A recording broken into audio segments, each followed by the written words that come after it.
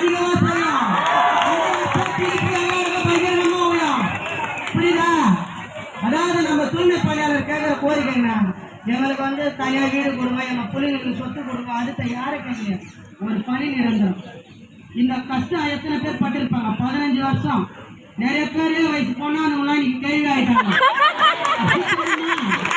அவங்க வாழ்க்கையுமே அவங்க வயசே சொல்லி ஆச்சு.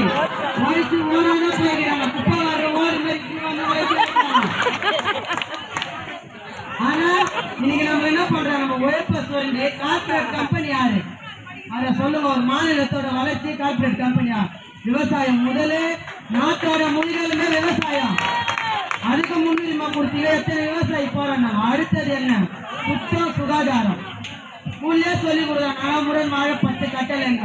ஆனா அந்த 10 கட்டளையும் கரெக்டா இருக்கணும். ரோட்ல குப்பை பெருக்காதான் முடியும். இது எல்லா பள்ளிக்கூடத்துல சொல்லும், ஸ்கூல்ல இருக்க பசங்க சொல்லும், இலையெல்லாம் உரம் எடுங்க. ஆனா நம்ம எவ்வளவு உரம் எடுக்கிறோம்? எத்தனை காய்கறி கடையெல்லாம் பெட்ரோல் போடுறோம், கேஸ் கொடுக்குறோம். இன்னைக்கு சாப்பாடுல பயிர் கட்டு சாணி எல்லாமே நீங்க சொல்றதை நாங்க செய்யறோம். ஆனா நாங்க கேட்கிற ஒரே கோரிக்கை பணியில் இருக்கிறோம்.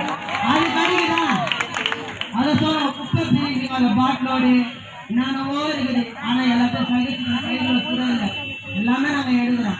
ஆனா நாங்க என்ன கேட்கிறோம், ஒரே ஒரு ஆள் இருந்தா உலகத்துல வயசாங்க ஒண்ணு நாக்கு இன்னொன்னு பேனா, உங்க ஒரு கையெழுத்துக்கு தான் நாங்க இருக்கிறோம். இந்த ஒரே ஒரு பேனை போடுங்க. சமூக நீதியில ஒரு காலத்துல நம்ம சொல்லப்பட தீண்டத்தாங்க பெரியார் காலத்துல இருந்தது. தேவராசிங்கிற ஒழிச்சாங்க. 2வது சுயமரியாதை திருமணம். எல்லாம் பெரியார் பேர்ல எடுத்துன்னு வரீங்க. ஆனா இன்னைக்கு சாதியை பாக்குற மாதிரி நம்மளை ஒதுக்கி வச்சு பாக்குறாங்க.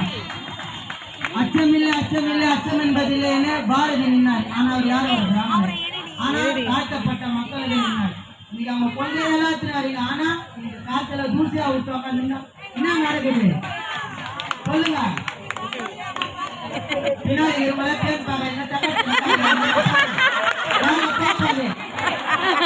ஒரு வருஷம் 2 வருஷம் நம்ம பட்ட கஷ்டம் இல்ல. எல்லாரும் தண்ணீர்ல குடிச்சு நம்ம தண்ணீர்ல குடிக்கிறோம்.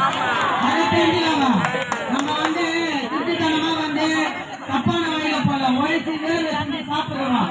அடித்தட்ட மக்களுக்கு இதே கொடுமை தான் அம்பேத்கர் காலத்துல இருந்தது. ஆனா அவர் எவ்வளவு கஷ்டப்பட்டாங்க. மனசுல ஒரு உறுதி இந்த சமுதாயத்துக்காக நிறுத்தினாரே இல்லையா? அதுதான் உங்க கையில. குடிகாத்த குமரனை பத்தி உயிரை விட்டா போது இந்த போராட்டத்தை நம்ம கைவிட